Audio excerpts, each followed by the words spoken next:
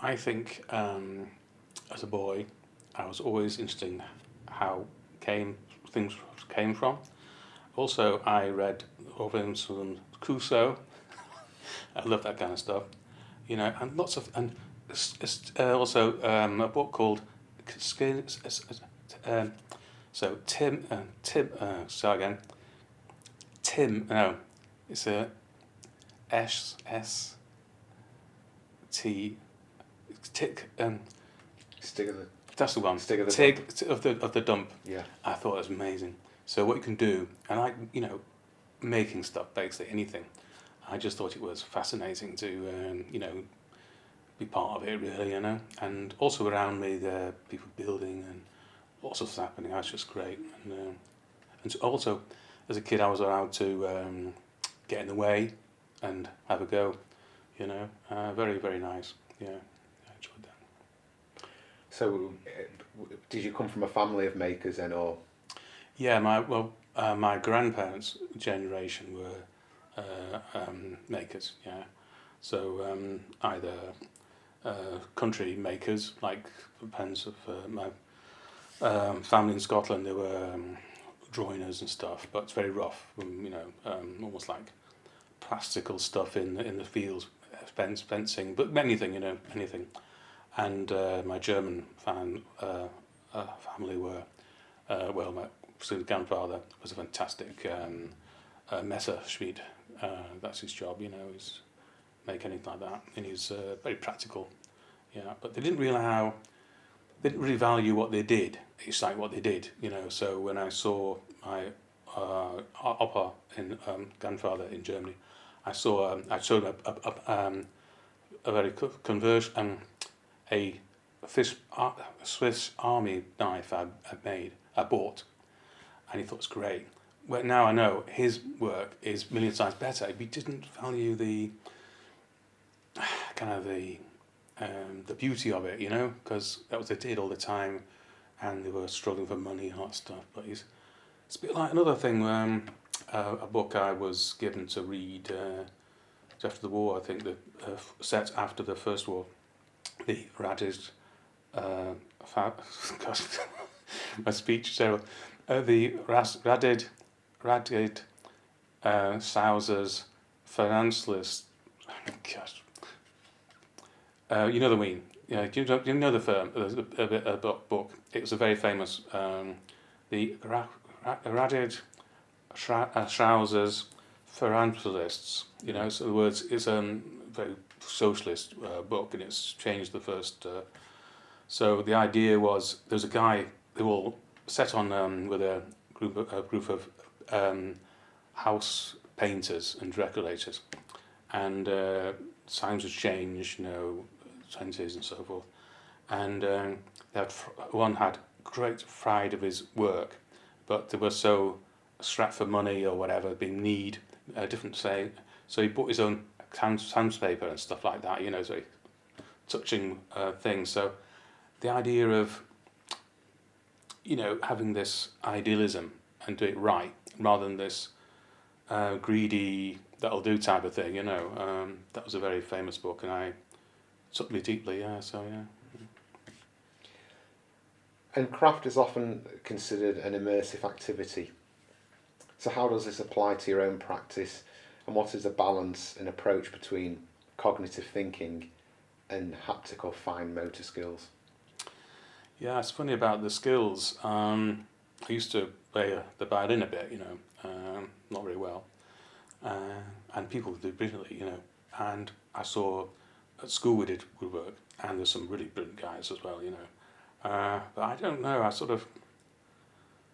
never thought about that. I just got on with it, and it worked either not or did with me, with the tools and stuff. I got into it, I suppose. But the idea when I'm doing stuff, I want to feel more than look. Yeah, it's true, because something's just too small to see or imagine or whatever. You just have to.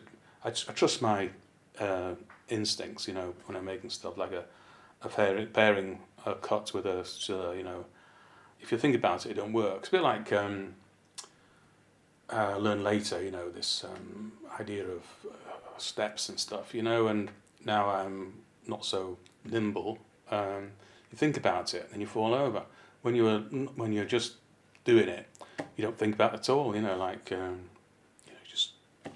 So that's it, it's just I think my mind was telling me I was so keen to do stuff, and still am, that you find a way, you don't even see what you're doing half the time, So I love hand tools because I can get them, and I learn how to use them. I can modify them to my, needs. But no tools at all would be fine for me, a knife. I like that as well. So yeah, I met so many people with different approaches, So So it's tactility is an important. it is for me. Yeah, I mean, I feel. I mean, even now I can feel a lot more on this right hand side. But before it was like that was my guide. But I think like playing the violin, you sort of can't see what you're doing, just doing it. Like finding it's a response between your ear and this and that, and I don't know how it comes. It's a magic thing, I suppose. Yeah, yeah. I met a lady who was a weaver, and she said to me, "Can you feel it?" And I said, "Yeah, I can actually." So that's a verdict. And to what extent has your prior education, both specialist and your state-led, contributed to your understanding and ongoing development of practice? I think I was lucky. In my school, there was still woodwork being taught. It was a grammar school, Stockport, Manchester, Stockport Grammar School, otherwise quite sniffy in some ways. But it still had a woodwork department and art as well. So I had to change. Well, I wanted to do art because that's my sort of thing, really. So I had to change choice. I had to choose between them. So I kept up I was good on terms with the woodwork guys, so I'd pop in anyway, so it was good. But it was funny because there were usual ways to do it, making up projects to do, basically trying to classical stuff. But my woodwork teacher was restoring antiques at the same time, so I was honoured to help him. And when he made a mistake, he'd say, "Oh, that's great on me, obviously," but it's very fun, great fun. So yeah, I learned a lot because other things I didn't do what you're supposed to do because I thought, why do So I wanted to make something like I made a box for Mum for a sewing box, because I thought, well, like teapot sands and God knows, So I went that stuff, and it's quite interesting actually. And then I got the lathe, and I made a potato masher. Obviously people don't do that, but I thought, it's sort of part of my Germanic upbringing, I suppose. But we had great fun. So kept on with them a lot of time, and same with the art.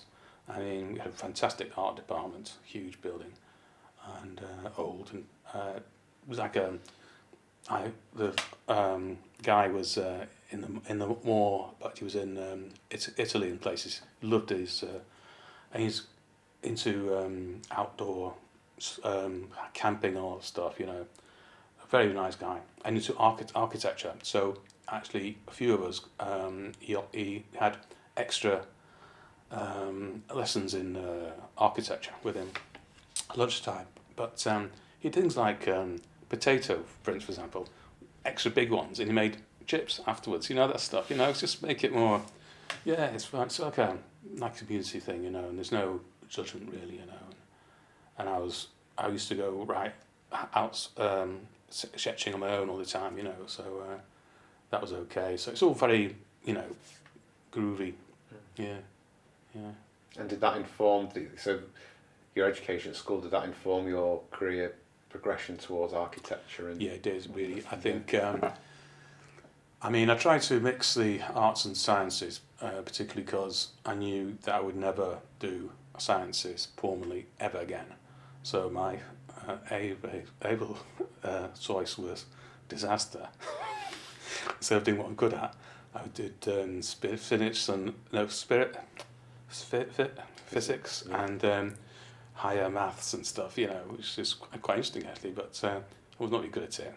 Well, I could, I was like, I thought it was balance rather than grades, but luckily I got okay to get to university, and my portfolio helps a lot.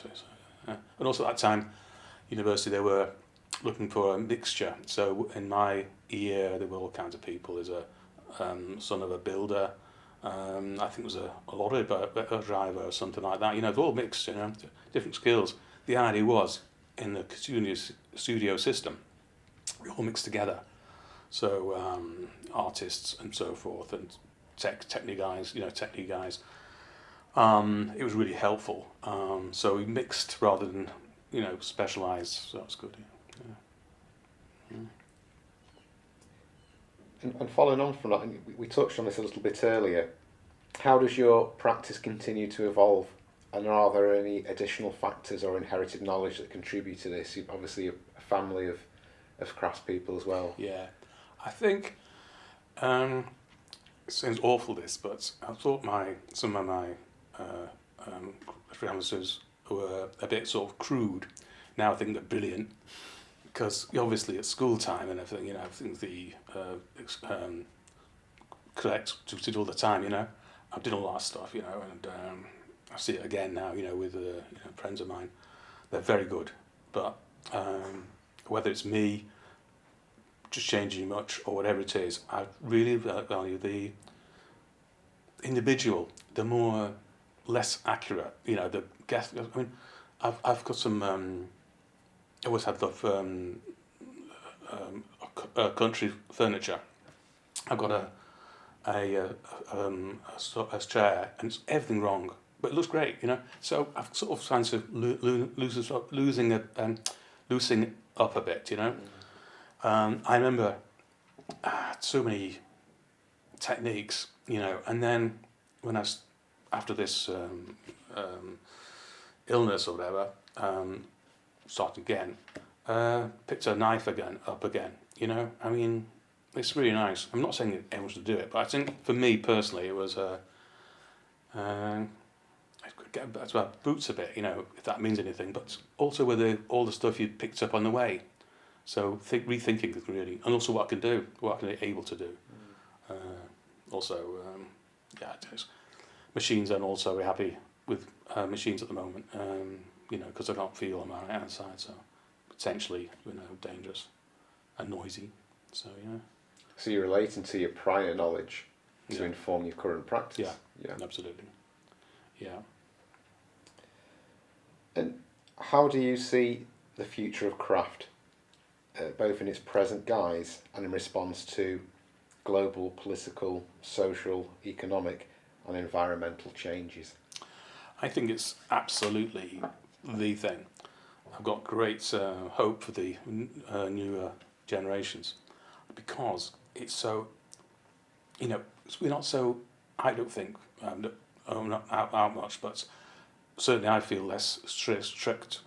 Make stuff is like really, anyone can do it, everybody. I think people are put off by tests and stuff like that. Anyone, So yeah, I've got great faith. I think also when I was starting out, it was hard to get anything really. So I don't know exactly how it works out in the big world, because I'm not into it. But I think that it's appreciated a lot more. I know that.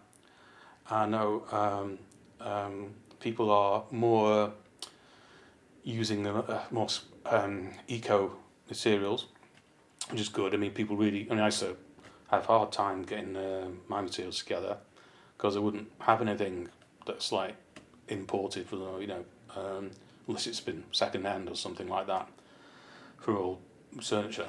I think it's I feel very, very optimistic. I mean, particularly now, I'm not doing like a machine work, I'm sort of free thinking. But yeah, I feel more I see, the more I think it's bloody marvellous.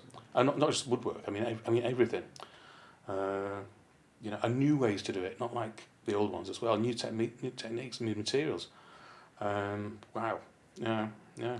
Because you've worked a little bit with recycled plastic Yeah. yourself. Yeah. Yeah. Yeah. But even the modern world of, you know, some example, a new project making say plastic pallet, you know, for example. That's also that made to this Italian made chair you're sitting on. So it's the ingenuity is incredible. I've got it. I've got a little amount, obviously, and I'm, you know, but I see it all the time. Brilliant, brilliant. Yeah, and the more it's polarized, obviously, in the world, but the more it is, the more the top end is really good. Mm. Yeah, I went to a show about Chippendale, you know, stuff a while ago in Leeds, and obviously it's great, but it's not my kind of thing at all. But it's the time, you know, it's a mark of being brilliant or whatever. But there's so much other stuff at that time that's going on, made for purpose, which is very important to me, you know, because obviously, you know, not quite enough stuff in the world without me adding to it too much. But some kind of different way of doing it, non-toxic, non this and that, and friendly, and hopefully beautiful. Yeah.